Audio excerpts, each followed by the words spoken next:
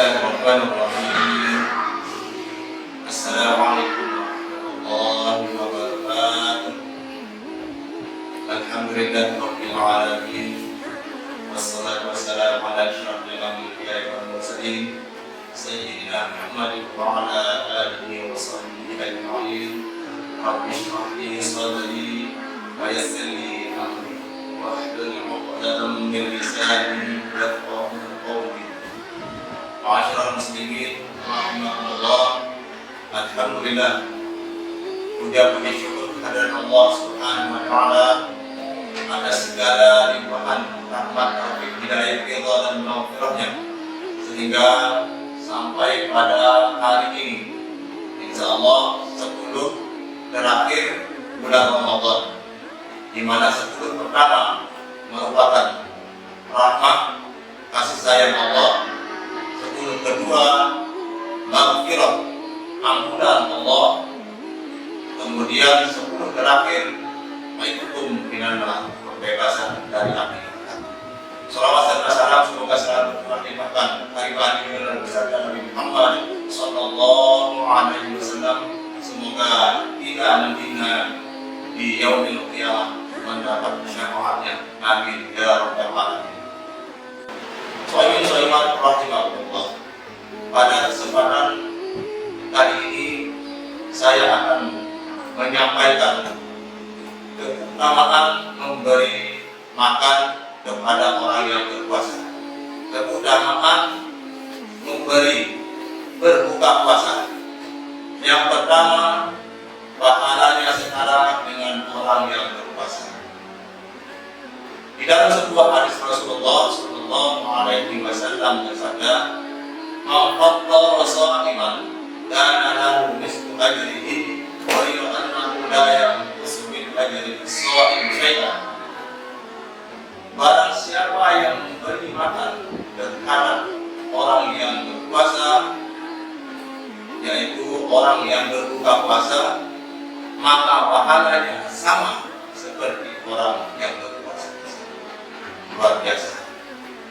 Jadi berbuka puasa tidak mesti dengan yang mewah-mewah, air aqua gelas atau sebiji kurma.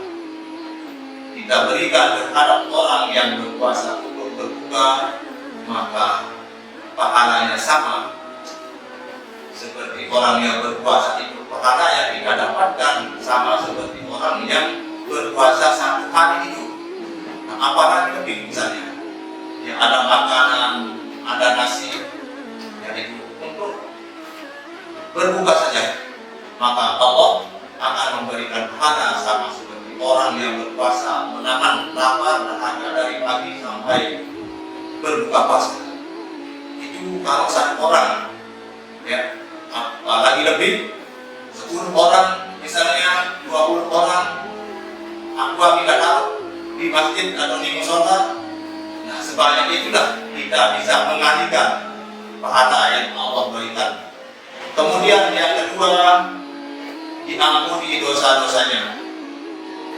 Jadi orang yang memberikan makanan terhadap orang yang berpuasa itu, Allah akan mengampuni dosa-dosanya. Ya, di dalam sebuah hadis yang artinya barang siapa memberi makan berbuka kepada orang yang berpuasa pada bulan Ramadan, maka ia menjadi ampunan bagi dosa-dosanya, pembalas baginya dari api neraka, dan baginya pahala seperti orang yang berpuasa itu tanpa mengurangi pahalanya sedikit. Masyaallah, luar biasa.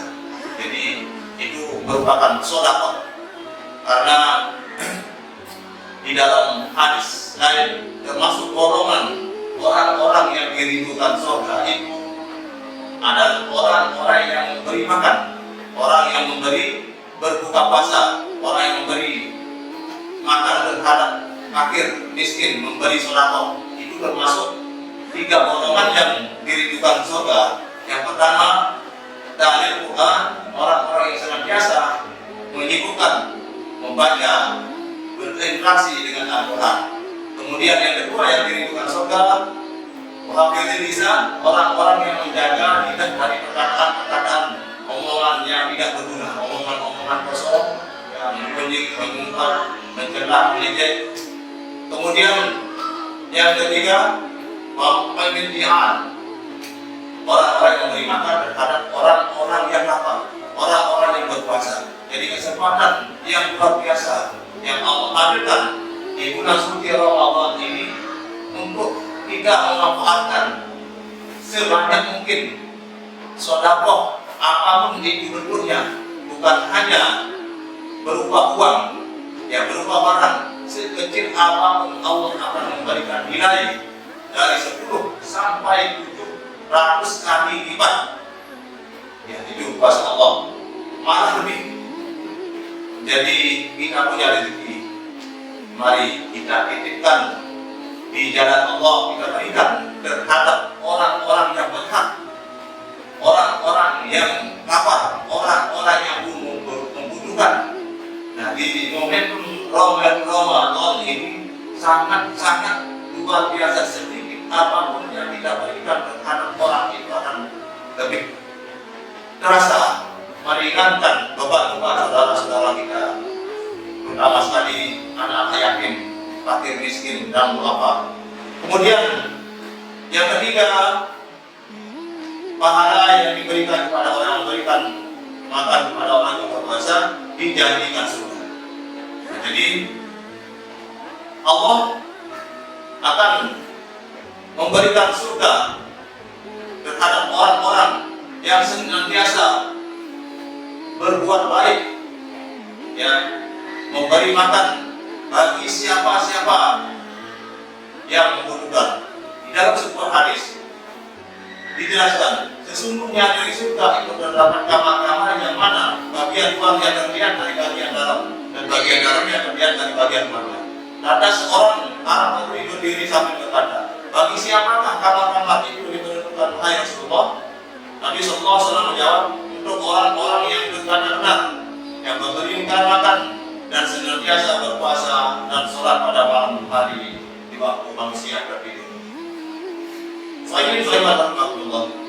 Begitu luas karunia Allah, begitu bermakna bulan suci Ramadan yang tidak diberikan terhadap umat-umat sebelum umat Nabi Muhammad. Ini khusus bulan Ramadan ini untuk umat Nabi Muhammad, karena umat Nabi Muhammad umurnya hanya 60 sampai 70 tahun. Nah, jika dibandingkan dengan umat-umat sebelum umat Nabi Muhammad, contohnya umat Nabi Nuh 1950 tahun, 950 tahun, ada sampai 1000-an umurnya. Nah, namun kita umat Nabi Muhammad hanya 60 sampai 70 tahun, ataupun lebih, itu ada bonus. Nah, itu perbandingannya. Ya, kita makanya dikasih bulan Ramadan ini jadi perbandingan yang 950 tahun itu bisa menyamai 60 sampai 70 tahun ini, karena dihadirkan di sana bulan Ramadan. Karena keutamaan yang luar biasa di bulan Ramadan itu diturunkannya Al-Quran. Kemudian satu yang sangat spesial yaitu Lailatul Qadar. Lailatul Qadar ya dikhususkan. Jadi siapapun yang mengerjakan ibadah satu malam, ya, perbandingannya khairun min alfi syahrin, lebih baik daripada 1000 bulan. 1000 bulan 84 tahun. Ya, kalau misalnya kita baca Al-Quran, taruhlah kita baca Wallahu Ahad sampai selesai, terus jatuhnya itu di malam Lailatul Qadar itu, maka seolah-olah kita membaca Wallahu 1000 tahun dan 84 bulan tanpa henti. Ya, apalagi kita baca Al-Quran dengan full, misalnya kadang membaca selawat, berzikir, itu nilainya seperti kita beribadah 1000 tahun tanpa henti, dihalangi oleh apapun kerjaan. Itu nilai yang luar biasa yang Allah berikan. Jadi dengan Al-Quran akan mengangkat derajat manusia, karena Al-Quran itu diturunkan dari langit, maka Al-Quran itu menjanjikan kita akan membimbing kita supaya naik lagi ke langit, karena kita asalnya dari surga akan kembali kepada surga. Masyaallah muslimin rahimahullah.